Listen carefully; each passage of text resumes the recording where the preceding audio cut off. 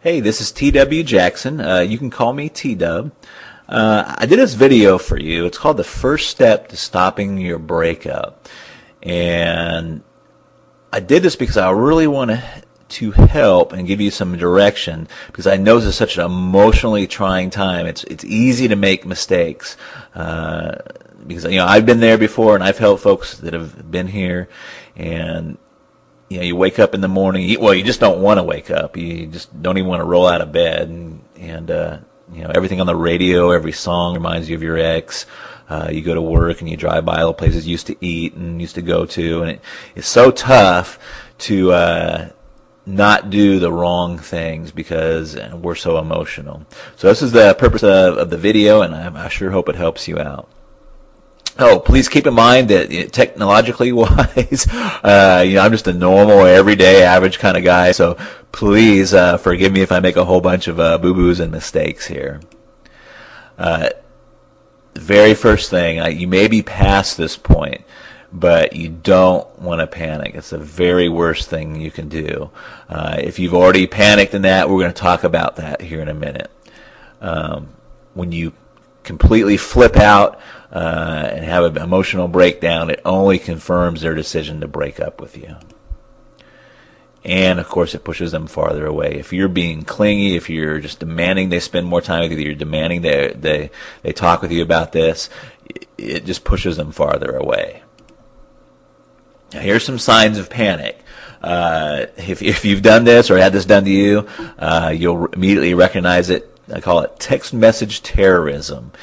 And, it's basically just sending a barrage of text messages trying to stay in this person's life, and trying to, get back together with them, and, just trying to find out exactly what happened. And it's one of the first signs that you'll see a lot of time is text message terrorism, I call it, or the old drunk dialing. Now, you don't necessarily have to be drunk to do what I call drunk dialing. You can be in a highly emotional state, and this is still, I consider, drunk dialing, but you know what this is too if you've done that. It's just calling over and over and over again, especially if you're getting the voicemail, and you want to basically professing your undying love, or how much you're sorry for what you did. None of this helps. Arguing about the breakup. Contacting their friends and family. Now, this is kind of an interesting one. Reason most of us do this is because we don't accept what the ex have told us for the reason that they broke up. So we may think they have somebody waiting in the wings, or there's some other reason other than what they've told us for why they're breaking up. But you still don't want to do it. And accidental meetings. These don't really fool your ex, and they're not accidental. So another thing you don't want to do. So if you don't want to do all those things, what should you do? And this is really tough because you want to it's counterintuitive. What you should do is counterintuitive and opposite of your feelings. Your feelings inside are like, I've got to see them. I've got to tell them, what really happened. I've got to tell them how I really feel. And that's exactly opposite of what you should do.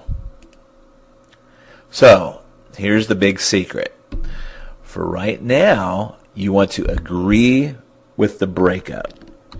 That's right. You just calm, you're cool, and you agree with the breakup. Again, that's calm, and you're cool and okay with it. Now, you may already be past this point. Like I said, you might have already kind of freaked out a little bit. Don't feel bad. That happens. But if you run into them again or see their friends or family, you now want to be calm, cool, and okay with the breakup. And the big thing is you'll be way ahead of the game if you just don't do all that crazy stuff. We're talking about the text message terrorism, the drunk dialing, and trying to see all their family and friends in that. Now, why does this work? Well, it works for a lot of very powerful psychological reasons. I'm just going to talk about a couple. And I can't remember if it was my father or my grandfather that introduced me to this phrase, but it's so true through life. It's the hungry dog doesn't get fed. If you just imagine for a moment, you hear some scratching on your front door, and you open the door, and it's some mangy dog with his ribs sticking out, and he's you can tell he's starving to death. But your first instinct is to get him out, to get him away from your doorstep. Now, if you open that door and, it's a well-groomed dog, you tell he's fed, he's got a collar, he belongs to somebody, and you treat that dog a lot better than you treat the dog that's, kind of showed up on your doorstep hungry, if you will. Now, their main psychological reason, and please burn this into your head or memory, write it down, is people want what they can't have. This is so true. Whether it's jobs, when is it hardest to get a job? When you don't have a job. It's easy to get a job when you already have one. The same is true with money and credit. They loan money to people that don't need the money all the time. When you have no credit, it's almost impossible to get any credit. And the same things hold true with love and attention. So, if you've blown it, it's okay. Is there still a chance? You betcha. And here's what you want to do. You just want to write a short note and include these things. Don't add to it and don't take away from it. But you want to let them know you're okay with the breakup now. You tell him or her that you agree with the decision to break up. If you did something bad, like have an affair, just briefly apologize. If you didn't do anything bad, don't find something to apologize about. That will be worse. But if you did something bad, just briefly apologize. Then tell them something really exciting has happened in your life, and you need to tell them about it sometime. Let them know that you want to give them some time to themselves for now, and then close by saying, maybe at some point we can be friends. And remember, you want to be calm, and you want to have a cool tone. If you'd like a little example of this letter, just hang out for a second, and I'll give you a little example where you can get a little example. But this sets the stage for your next moves.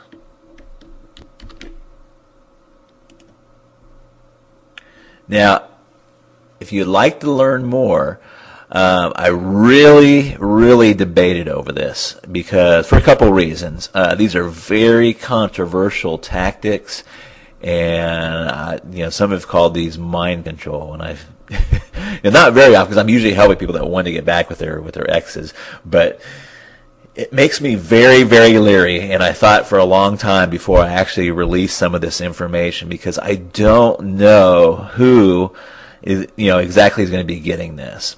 I'm assuming that you're an average, well-meaning individual and that you're trying to get back with your ex with good intentions. So I just want to say that this is not for stalkers. It's not to be used for any kind of revenge. Don't try to get back together with them and just to break up with them or break their hearts. And I'm just going to throw a blanket out there. It's not for cuckoos, crazies, or weirdos.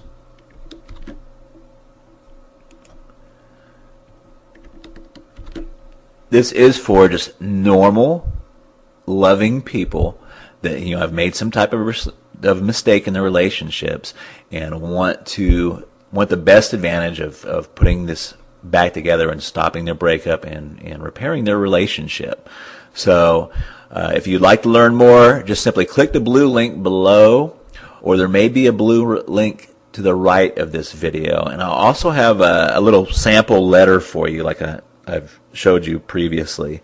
So I hope this video has helped you, and I look forward to seeing you and rapping with you down the road. Talk to you later. Bye-bye.